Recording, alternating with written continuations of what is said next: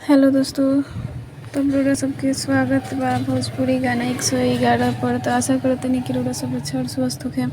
तो आज हम गावे जातनी ए ब्यूटी के खजाना सॉन्ग। तो कैसन लगी कमेंट में बताएम लोग। और अभी तक चैनल के सब्सक्राइब नहीं किया लोग तो प्लीज़ सब्सक्राइब करी लोग, बेल आइकन के दबावल मत भूली लोग। वीडियो अच्छा लगे तो लाइक कमेंट शेयर जरूर करें लोग दोस्तों के पास। तो चलिए स्टार्ट करते नहीं गाना।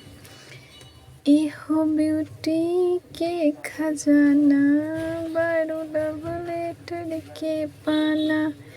इहो ब्यूटी के खजाना बड़ू लव लेटर के पाना।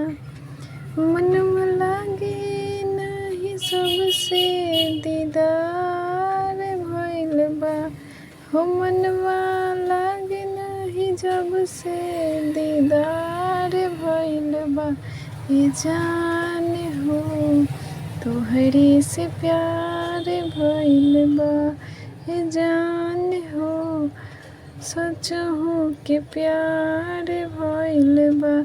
जिंदगी सवर गइल प्यार तोहर पाके। राखब करे जावा से हरदम सटा के। लाखों में से एक तो ही मिलल बारू यार हो। रूपवा की आपन बनल पहरेदार हो। अखिया अखिया में बतिया करार भइल बा। ये जान हो तोहरे से प्यार भइल बा। ये जान हो तोहरे से प्यार भइल बा।